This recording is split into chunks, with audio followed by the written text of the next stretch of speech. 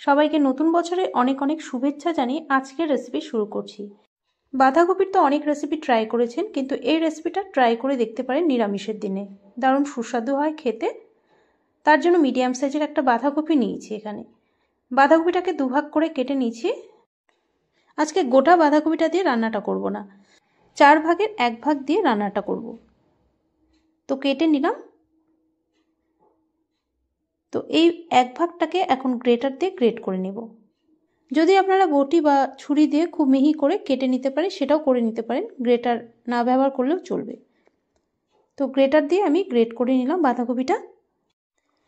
বাঁধাকপির মধ্যে অনেকটা জল আছে, এই জলটাকে চিপে বের করে নিতে হবে।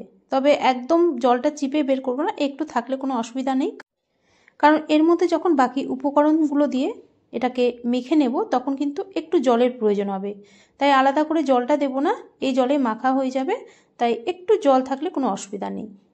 তো একটু জল চিপে বের করে দিলাম। এবার এই বাঁধাকপির মধ্যে দিয়ে দিচ্ছি প্রায় ছোটো 1 চামচ লবণ, ছোটো 1 চামচ জিরের গুঁড়ো, ছোটো 1 চামচ ধনের গুঁড়ো, সামান্য দিয়ে দিচ্ছি গরম মশলার গুঁড়ো, লঙ্কার গুঁড়ো দিয়ে দিচ্ছি ছোটো 1 চামচ, হলুদ দিয়ে দিচ্ছি সামান্য, অল্প একটু ধনে পাতা কুচি দিয়ে দিচ্ছি, বেসন দিয়ে দিচ্ছি এখানে বড় 4 চামচ।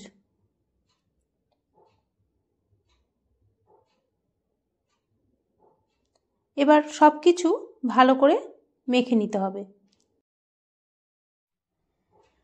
তো একদম শুকনো শুকনো করে মেখে নিচ্ছি, আর এর মধ্যে যে একটু জল আছে সেটাতে কিন্তু এটা মাখা হয়ে যাবে, এক্সট্রা করে জল দিয়ে এটা মাখবো না। তো দেখুন একদম টাইট করে এটাকে মেখে নিলাম। যদি মনে হয় আপনাদের জলের প্রয়োজন আছে একটু জল অ্যাড করতে পারেন, তবে আমি আর এর মধ্যে জল দিলাম না, জল ছাড়াই এটা ভালো করে মেখে নিলাম। এবার এর থেকে এরকম সাইজের বলস তৈরি করে নিচ্ছি।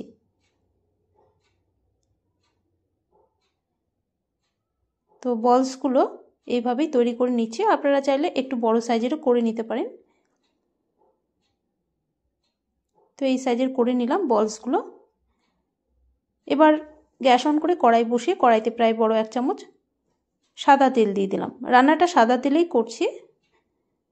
তেল গরম হলে এবার একটা টমেটো দিয়ে দিচ্ছি ছোট 2 টুকরো আদা, দিয়ে দিচ্ছি 2টো কাঁচা লঙ্কা, দিয়ে দিচ্ছি 4টে কাজু বাদাম। এই মশলাটা আমি গ্রেভির জন্যই তৈরি করছি, তাই মশলাটাকে প্রথমে যদি এইভাবে একটু তেলের মধ্যে দিয়ে ভেজে নেওয়া যায় স্বাদটা কিন্তু খুব ভালো আসে। তো সামান্য লবণ দিয়ে দিলাম যাতে টমেটোটা খুব তাড়াতাড়ি গলে যায়। তো 2 মিনিটের জন্য একটু ঢাকা দিয়ে রাখছি, গ্যাসের ফ্লেম লোতে আছে। আর এখন দেখুন টমেটো কিন্তু অনেকটাই নরম হয়ে গেছে।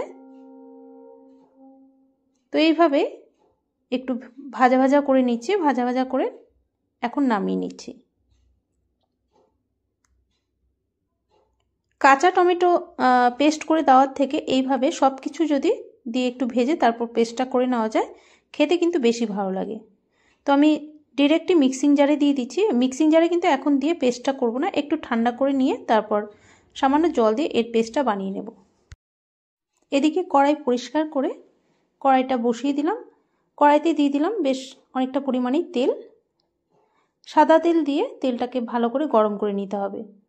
তারপর এর মধ্যে যে বলসগুলো তৈরি করে রেখেছিলাম বাঁধাকপির, সেই বলসগুলো দিয়ে দিতে হবে। যেহেতু বলস অনেক কম পরিমাণেই আছে তাই একবারে দিয়ে ভেজে নিচ্ছি, আপনারা চাইলে দুবারে ভেজে নিতে পারেন। তেল ভালো মতো গরম হলে তারপরেই বলসগুলো দিয়ে তারপর কিন্তু কিছুক্ষণ ওয়েট করতে হবে। যখন একটু সেট হয়ে যাবে তারপর কিন্তু এগুলোকে উল্টিয়ে পাল্টিয়ে লালচে করে ভেজে তুলে নিতে হবে। বলসগুলো দেওয়ার পর সাথে সাথে উল্টাতে গেলে ভেঙে যেতে পারে, তাই একটু সেট হয়ে যাওয়ার পরেই উল্টিয়ে পাল্টে ভেজে তুলে নিতে হবে। তো দেখুন লালচে করে ভেজে তুলে নিলাম। এই তেলে এখন বাকি রান্নাটা করব, আর এতটা তেল লাগবে না, তাই একটা ছোট বাটির মধ্যে কিছুটা তেল উঠিয়ে রেখে দিচ্ছি।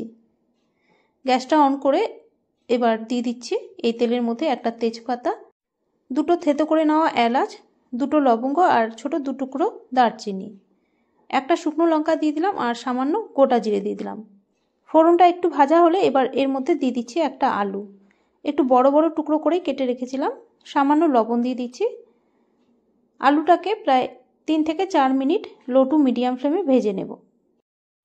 আলুটা ভাজতে ভাজতে একটু লালচে হয়ে গেছে। এখন এর মধ্যে মশলাটা দিয়ে দেবো। যে মশলাটা আমি ভেজে তুলে রেখেছিলাম, তো সেটা একটু ঠান্ডা হয়ে যাওয়ার পর সামান্য জল দিয়ে পেস্ট করে নিয়েছিলাম। তো মশলাটা দিয়ে দিচ্ছি এর মধ্যে। এবার মশলাটা দিয়ে ভালো করে কষিয়ে নেব। মিক্সিং জার আর একটু জল দিয়ে দিলাম। এবার মশলাটাকে কষিয়ে নেব। আর এই সময় একটু গুঁড়ো মশলাও দিয়ে দেব। তো গুঁড়ো মশলার মধ্যে দিয়ে দিচ্ছি ছোট 1 চামচ জিরের গুঁড়ো, ছোট 1 চামচ ধনের গুঁড়ো, লঙ্কার গুঁড়ো দিয়ে দিচ্ছি ছোট 1 চামচ, ছোট হাফ চামচ হলুদ গুঁড়ো, ছোট হাফ চামচ লবণ দিয়ে এবার মশলাটাকে একটু কষিয়ে নিতে হবে। 2-3 মিনিট মশলাটা লো টু মিডিয়াম ফ্লেমে রেখে কষিয়ে নেব। মশলাটা কষাতে কষাতে দেখুন এখন তেলটাও কিন্তু আলাদা হয়ে গেছে। এবার এর মধ্যে দিয়ে দেব গরম জল। এখানে একটা কথা বলি, যদি আপনারা বেশি করে গ্রেভিটা রাখতে চান তাহলে জলটা কিন্তু একটু বেশি পরিমাণেই দিতে হবে, কারণ বাঁধাকপির যে বলসগুলো বানিয়ে রেখেছিলাম সেগুলো দেওয়ার পর কিন্তু অনেকটাই গ্রেভি টেনে যাবে। তাই প্রথম দিকেই জলটা যদি একটু বেশি করে দেওয়া যায় তাহলে গ্রেভিটাও একটু পাতলা থাকবে, খুব শুকিয়ে যাবে না। 2 কাপ গরম জল দিয়ে এবার নেড়ে চেড়ে একটু ঢাকা দিয়ে আলুটাকে সেদ্ধ করে নেব। গ্যাসের ফ্লেমটা এই সময় লোতে রেখেছি। প্রায় 4 মিনিট পর ঢাকনাটা সরিয়ে দেখে নিচ্ছি আলুটা সেদ্ধ হয়েছে কিনা। আলু কিন্তু ভালোমতো সেদ্ধ হয়ে গেছে। আর আলুটা ভালোমতো সেদ্ধ হয়ে যাওয়ার পরে কিন্তু ভেজে রাখা এই বাঁধাকপির বলসগুলো দিয়ে দিতে হবে। দিয়ে 2 মিনিট একটু ঢাকা দিয়ে রান্না করে নিতে হবে যাতে গ্রেভিটা এই বলসগুলোর মধ্যে ঢুকে যায়। তো নাড়াচাড়া করে এবার লো ফ্লেমে ঢাকা দিয়ে রাখছি। 2 মিনিট পর ঢাকনাটা সরিয়ে এবার নেড়ে চেড়ে এর মধ্যে দিয়ে দেব গরম মশলা সামান্য। খুবই সামান্য পরিমাণে গরম মশলার গুঁড়ো দিয়ে দিচ্ছি। যেহেতু নিরামিষ রান্না একটু চিনি দিয়ে দিচ্ছি, আর দিয়ে দিচ্ছি ছোট 1 চামচ ঘি। সব কিছু দিয়ে এবার ভালো করে মিশিয়ে নিচ্ছি আর 1 মিনিটের মতো ফুটিয়ে নিয়ে এবার এটা নামিয়ে নেব। আর গ্রেভিটা একটু পাতলা থাকতে থাকতেই নামিয়ে নিতে হবে, না হলে কিন্তু পরে অনেকটাই গ্রেভি টেনে যাবে। তো নেড়ে চেড়ে এবার গ্যাস অফ করে দিচ্ছি। ব্যাস, আমাদের রান্না কমপ্লিট। তো তৈরি হয়ে গেল আমাদের দারুণ স্বাদের এই বাঁধাকপির কোপ্তা কারি। বাঁধাকপি একই রকমভাবে খেতে খেতে যদি বোর হয়ে যান তাহলে এইভাবে একবার বানিয়ে দেখতে পারেন। আশা করছি এই রেসিপি আপনাদের ভালো লাগবে। আর আমার আজকের রেসিপি আপনাদের কেমন লাগলো অবশ্যই জানাবেন কমেন্টে। আর ভালো লাগলে প্লিজ লাইক ও শেয়ার করে দেবেন। আর নতুন রেসিপির আপডেট পেতে অবশ্যই চ্যানেলটিকে সাবস্ক্রাইব করে রাখবেন। নতুন বছর সবার ভালো কাটুক, সবাই সুস্থ থাকুন। তাহলে আজ এই পর্যন্তই। আপনাদের সাথে আবারও দেখা হচ্ছে নেক্সট একটা ভিডিওতে। ধন্যবাদ।